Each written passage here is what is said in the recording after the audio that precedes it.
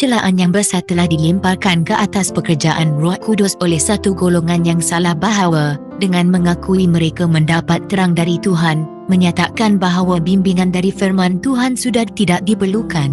Mereka dikuasai oleh tanggapan-tanggapan yang mana mereka menganggapnya sebagai suara Tuhan di dalam jiwa mereka. Tetapi roh yang mengawal mereka bukanlah roh Tuhan. Dengan mengikuti tanggapan seperti ini, yang mengabaikan kitab suci, hanya membawa kepada kekeliruan, penipuan dan kehancuran. Ia digunakan hanya untuk melanjutkan rancangan-rancangan si jahat. Kerana pelayanan Roh Kudus adalah amat penting kepada jemaat Kristus, maka ia adalah salah satu alat syaitan melalui kesalahan-kesalahan orang-orang yang keterlaluan dan fanatik untuk memberikan penghinaan ke atas pekerjaan roh dan menyebabkan umat Tuhan mengabaikan sumber kekuatan yang telah disediakan oleh Tuhan sendiri. Selari dengan firman Tuhan, rohnya akan meneruskan pekerjaannya sepanjang tempoh penghabaran Injil. Pada zaman Perjanjian Lama dan Baru dalam Alkitab telah diberikan, Roh Kudus tidak berhenti untuk memberikan terang kepada fikiran-fikiran individu, selain daripada wahyu-wahyu yang dikumpulkan dalam kanon suci. Alkitab sendiri mengaitkan bagaimana, melalui Roh Kudus, manusia menerima amaran, teguran, nasihat dan petunjuk dalam perkara yang tidak berkaitan dengan pemberian kitab suci itu. Dan ada disebutkan para nabi dari pelbagai zaman, yang mana tanpa kata-kata mereka tidak ada yang tercatat. Dengan cara yang sama, selepas penutupan kanon kitab suci, Roh Kudus masih meneruskan pekerjaannya untuk menerangi, memberikan amaran dan memberikan penghiburan kepada anak-anak Tuhan. Yesus berjanji kepada murid-muridnya, penolong, iaitu Roh Kudus yang akan diutus Allah dalam namaku, akan mengajarmu segala-galanya dan mengingatkanmu tentang apa yang telah kukatakan kepadamu. Apabila dia, iaitu Roh kebenaran datang, dia akan membimbingmu ke arah segala kebenaran. Dia akan menyampaikan apa yang didengarnya dan memberitahumu apa yang akan terjadi. Yohanes pasal 14 ayat 26 dan pasal 16 ayat 13. Kitab suci dengan jelas mengajarkan bahawa janji-janji ini tidak hanya terbatas pada zaman rasul-rasul, tetapi berlanjutan sehingga jemaat Kristus pada sepanjang zaman.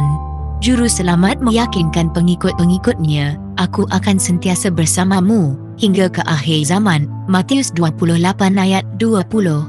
Dan Paulus menyatakan bahawa pemberian-pemberian dan penyataan-penyataan roh telah diberikan kepada jemaat untuk menyediakan orang yang salih bagi kerja melayani, untuk meneguhkan tubuh Kristus.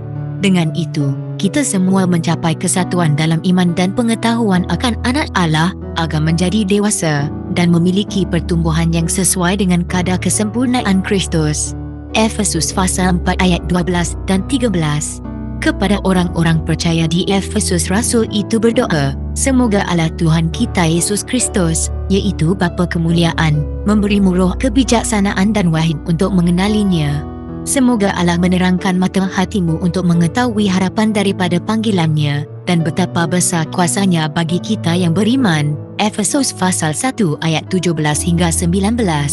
Ia adalah berkat yang dimohon oleh Paulus untuk jemaat Efesus mengenai pelayanan Roh Ilahi dalam memberikan terang kepada pengetahuan dan dalam membukakan fikiran kepada perkara-perkara yang mendalam mengenai firman Tuhan yang kudus. Setelah penyataan yang menakjubkan oleh Roh Kudus pada hari Pentakosta, Petrus mendorong orang ramai kepada pertaubatan dan pembaptisan dalam nama Kristus untuk pengampunan dosa-dosa mereka, dan dia berkata, "Kamu akan menerima pemberian Roh Kudus, kerana janji itu telah dibuat kepada kamu dan anak-anakmu, dan kepada semua yang jauh-jauh, seberapa ramai yang akan dipanggil oleh Tuhan Allah kita."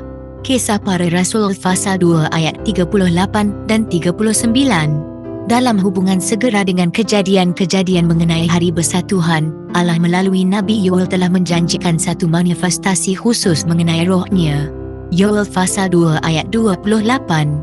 Nubuat ini menerima penggenapan separa dalam pencurahan roh pada hari Pentakosta, tetapi ia akan mencapai penyataannya yang penuh dalam manifestasi mengenai rahmat ilahi yang mana akan menjalankan pekerjaan Injil pada akhir zaman. Kontroversi besar antara baik dengan jahat akan bertambah begitu banyak sehinggalah pada saat terakhir.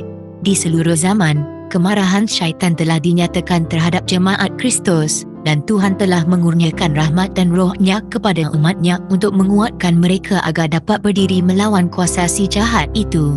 Apabila Rasul-Rasul Kristus membawa Injilnya ke dunia dan mencatatnya untuk segala zaman yang akan datang, mereka telah dikurniakan terang roh secara khusus.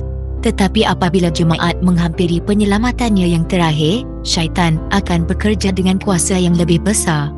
Dia akan turun dalam keadaan sangat berang kerana ia tahu masanya sudah singkat. Wahyu pasal 12 ayat 12. Dia akan bekerja dengan membawa kuasa, tanda dan keajaiban palsu. 2 Tesalonika pasal 2 ayat 9.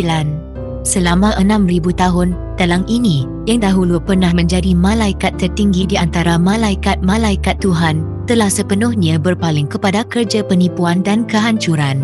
Dan semua kebolehan mengenai kemahiran dan kelicikan syaitan yang diperolehi, dan segala kekejaman yang diperkembangkan sepanjang perjuangan berzaman-zaman ini, akan dibawa untuk menyeksa umat Tuhan pada pertikaian yang terakhir.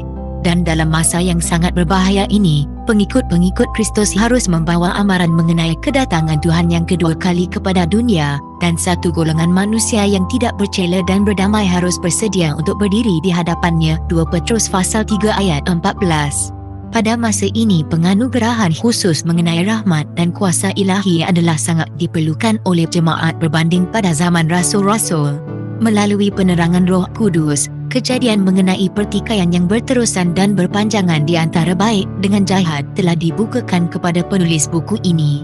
Dari semasa ke semasa saya telah diizinkan untuk melihat pekerjaannya dalam zaman yang berbeza mengenai kontroversi besar di antara Kristus, putera kehidupan, pengarang keselamatan kita, dan syaitan, putera kejahatan, pengarang dosa, pelanggar pertama hukum Tuhan yang kudus. Permusuhan syaitan terhadap Kristus telah dinyatakan kepada pengikut-pengikutnya. Kebencian yang sama terhadap prinsip-prinsip hukum Tuhan, dasar penipuan yang sama, yang mana kesalahan dibuat agar kelihatan seperti kebenaran, yang mana hukum-hukum manusia telah menggantikan hukum Tuhan dan manusia dibimbing untuk menyembah makhluk-makhluk dan bukannya pencipta, boleh dijejak dalam semua sejarah pada masa lalu. Usaha-usaha syaitan untuk memberikan gambaran yang salah mengenai sifat perwatakan Tuhan menyebabkan manusia menaruh satu konsep yang salah mengenai pencipta dan justru mengenalnya dengan perasaan takut dan benci dan bukannya kasih. Usaha-usahanya untuk mengetepikan hukum ilahi, membimbing manusia untuk berfikir bahawa mereka telah bebas dari syarat-syarat hukum itu, dan penganiayaannya kepada mereka yang berani untuk menentang penipuannya, sudah sering terjadi pada seluruh zaman. Mereka boleh dijejak dalam sejarah para patriark, para nabi dan para rasul, serta para martir dan para reformasi. Dalam pertikaian besar yang terakhir, syaitan akan menggunakan dasar yang sama, menyatakan roh yang sama dan bekerja untuk tujuan yang sama seperti pada zaman sebelumnya. Apa yang telah terjadi, akan terjadi lagi, kecuali perjuangan yang akan datang ini akan ditandakan dengan satu keterlaluan yang mengerikan, yang mana belum pernah disaksikan oleh dunia ini. Penipuan-penipuan syaitan akan menjadi lebih licik dan serangan-serangannya akan menjadi lebih kuat. Sekiranya mungkin, dia akan menyesatkan orang-orang pilihan. Markus pasal 13 ayat 22.